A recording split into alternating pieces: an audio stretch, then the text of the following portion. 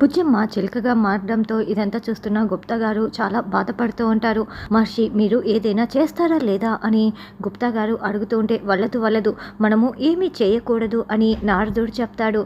అయితే అప్పుడే గుప్తా గారు లేదు నేనైతే చూస్తూ ఊరుకోను అని తన ఉంగరం సహాయంతో మంత్రాలు చదువుతూ ఉంటే వద్దు గుప్తా వద్దు అని నారదుడు అడ్డుపడుతూ ఉంటారు. అప్పుడే బాగి అటుగా బుజ్జమ్మ అని కేకలు పెడుతూ తిరుగుతూ ఉంటుంది.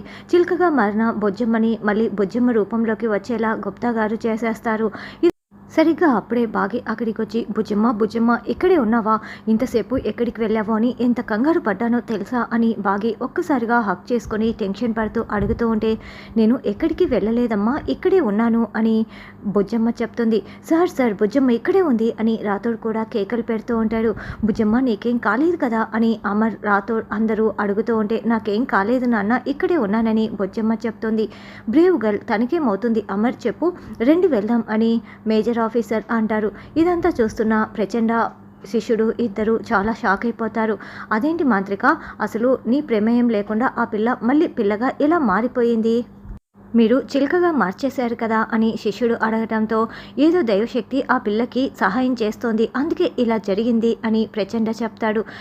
ఈ పిల్లని ఇక్కడే వదిలేసి ఈ ఇద్దరు కూడా ఏం చేస్తున్నారో ఏంటో అని మనోహరి వెతుక్కుంటూ వాళ్ళ దగ్గరికి వచ్చి బుద్ధుందా అసలు నువ్వేం చేశావో ఆ పిల్లని తీసుకువెళ్ళలేదా అని మనోహరి అరుస్తూ ఉంటే నేను తీసుకువెళ్ళాలని చాలా ప్రయత్నించాను మనోహరి, కానీ దైవశక్తి ఏదో ఆ పిల్లకి సహాయం చేసిందని ప్రచండ చెప్పడంతో నువ్వు ఎప్పుడు ఇంతే చేతగాని మాట్లాడుతూ ఉంటావు, ముందు ఇక్కడి నుంచి వెళ్ళండి ఎవరి కంట పడకుండా వెళ్ళండి అంటూ మనోహరి వెళ్తుంది.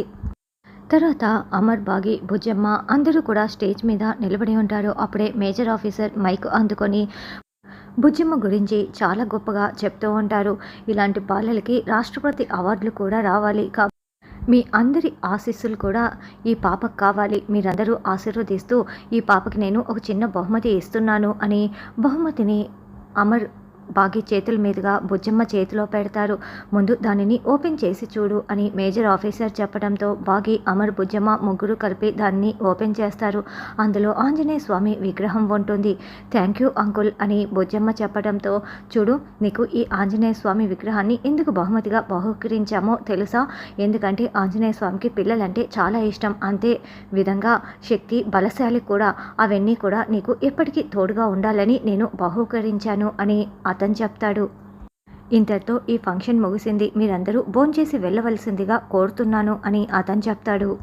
అమర్ నైట్ డ్రెస్ వేసుకొని వాష్రూమ్ నుండి బయటికి వస్తుంటే బాగి అప్పబ్బా ఈ ఫంక్షన్కి వెళ్ళి రావటం ఏంటో తెలియదు కానీ అన్నీ నేనే సర్దాలి, అన్నీ నేనే చూసుకోవాలి, నేను చాలా అలసిపోయాను, నాకు మంచి నిద్ర వస్తుంది, పనిచేసి సర్దుకొని అన్నీ నేనే చేసుకొని వచ్చాను కదా కాబట్టి నాకు మంచి నిద్ర వస్తుంది కాబట్టి పడుకుంటున్నాను అని బాగి పడుకుంటూ ఉంటే అప్పుడే అమర్ హలో నువ్వేంటి ఇక్కడ ఈ గదిలో, ఇది నా రూమ్ అని అమర్ అంటాడు. ఏంటి మీ రూము, ఇది నా రూమ్ కూడా అని బాగి అంటుంది. ఎవరు చెప్పారని అమర్ అంటే ఫంక్షన్కి వెళ్లే ముందు మీరే చెప్పారు కదా మీకు అంతా గతం గుర్తుకు వచ్చిందని అని బాగి అంటుంది. అవును గుర్తొచ్చిందని చెప్పాను, అయితే నువ్వు నా రూమ్ ఆక్రమించుకుంటావా అని అమర్ అంటాడు. ఆక్రమించుకోవటం ఏంటి, అది నా హక్కు కూడా అని బాగి అంటుంది. హక్కుల గురించి మాట్లాడే ముందు మీరు చేసిన తప్పుల గురించి కూడా మాట్లాడండి అని అమర్ అంటాడు. అవి కూడా నాకు గుర్తున్నాయని అమర్ అంటే నేనొక్కదాన్నే తప్పులు చేశానా ఏంటి, అందరూ తప్పులు చేశారు, అట్లా చెప్తే మీరు కూడా తప్పులు చేశారు అని బాగి అంటుంది. నాతో ఆర్గ్యూ చేయకుండా బుద్ధిగా వెళ్ళి నీ రూమ్కి వెళ్ళి పడుకో అని అమర్ చెప్తాడు.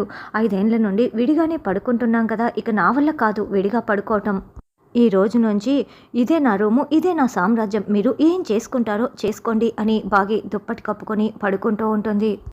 అబ్బా ఎంత బాగుందో, ఎంత సంతోషంగా ఉందో, ఎన్నాళ్ళయిందో ఇలా పడుకొని, చాలా బాగుంది అని బాగి అమర్ పడుకునే ప్లేస్లో చేతులు వేసి పడుకొని బాగా రిలాక్స్ అవుతూ ఉంటుంది.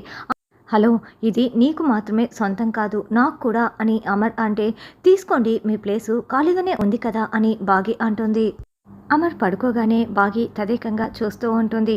హలో నువ్వు ఆల్రెడీ ఒక బిడ్డకి తల్లివి, 4 బిడ్డలకి తల్లి లాంటి దానివి, నువ్వు ఒక మెచ్యూర్డ్ తల్లిగా బిహేవ్ చేయి అని అమర్ అంటాడు.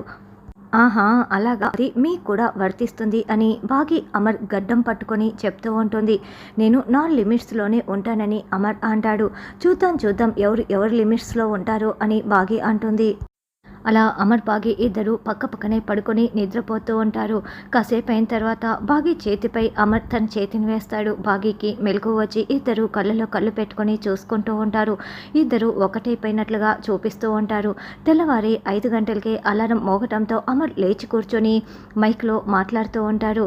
Hello, army training మొదలవుతోంది.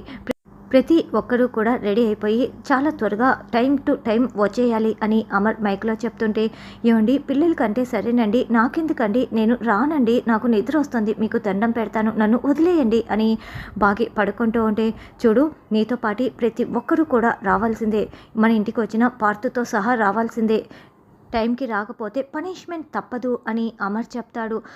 Army camp అంటే ఏంటక్క అని బుజ్జమ్మ అడగటంతో, నువ్వు లేటుగా పుట్టావు కాబట్టి దీని నుండి తప్పుకున్నావు అనుకున్నాను బుజ్జమ్మ, కానీ నీకు కూడా తప్పటం లేదు కదా, కొడైకెనాల్లో ఉన్నప్పుడైతే డాడీ ఎప్పుడు ఇవి పెడుతూ ఉండేవాడు, నీకు కూడా తప్పటం లేదు, పద పద రెడీ అవ్వాలి అని పిల్లలు ఆర్మీ క్యాంప్ అంటే ఏంటో చెప్పి తీసుకువెళ్తూ ఉంటారు. అబ్బా నాకెందుకు ఈ ఆర్మీ క్యాంపు, నేను పడుకొని నిద్రపోతాను అని మనోహరి అంటే, నీ రూమ్లో కూడా అమరేంద్ర మైకు పెట్టాడంటే నువ్వు కూడా రావాలనే కదా మనోహరి, రాకపోతే నీకు పనిష్మెంట్ ఇస్తాడు, నేను కూడా మీ అందరికీ కాఫీలు టీలు అందించాలి కదా, నేనైతే మీరు చేస్తూ ఉంటే కాఫీలు టీలు అందిస్తాను అని చెంబా చెప్తుంది. ఓ క్యాంపు మొదలు పెట్టాడా, సరే సరే అని పార్తు నవ్వుకుంటూ లేచి రెడీ అవుతూ ఉంటాడు. నేను ఆన్ టైం ఇంటికి వచ్చేసాను, ఈ రోజు నుంచి ఈ ఇండ్లు మొత్తం మిలిటరీ క్యాంపే ఒక్కొక్కరికి ఉంటుంది అని రాథోడ్ అనుకుంటూ, సార్ నేను ఆన్ టైం వచ్చేసాను సార్ అని అమర్ దగ్గరికి వెళ్ళగానే, గ్రౌండ్ని మొత్తం ప్రిపేర్ చేయి, అందరూ వచ్చేస్తున్నారు అని అమర్ చెప్తాడు. ఇక అమర్ గార్డెన్లో నిలబడి విజిల్ వేస్తూ ఉండటంతో బాగి పిల్లలు పరుగులు పెడుతూ వస్తారు. పార్తు మనోహరి వస్తూ వస్తూ హాల్లో మెట్ల దగ్గర ఒకరికి ఒకరు డాష్ ఇచ్చుకుంటారు. ఏంటి మనోహరి, నిన్న మన పెళ్ళి అనౌన్స్ చేశారు, ఈరోజు నువ్వు నాకు డాష్ ఇచ్చేశావు అని పార్తు సిగ్గుపడుతూ ఉంటే, వీడేంటి ఇలా సిగ్గుపడుతున్నాడని మనోహరి తల పట్టుకొని, సరే వెళ్దామా గార్డెన్లోకి అని మనోహరి చెప్తుంది. సోల్జర్స్ మీరు భయం అన్నది అస్సలు ఉండకూడదు అని అమర్కుని మంచి మాటలు చెప్తూ ఉంటే, సార్ ఇంకా ఎన్నాళ్ళు సార్ ఇలా అని బాగి అంటుంది. మీలో భయం పోయే వరకు అని అమర్ చెప్తాడు.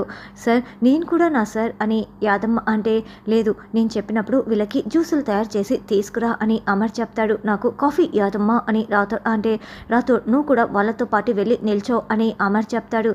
సార్ నేనెందుకు సార్, నేను కూడా నా అని రాథోడ్ అంటే, ఈ మధ్య నీకు పొట్ట బాగా ఎక్కువైపోయింది, అందుకే కమాన్ వెళ్ళు అని అమర్ కేకలు పెడతాడు.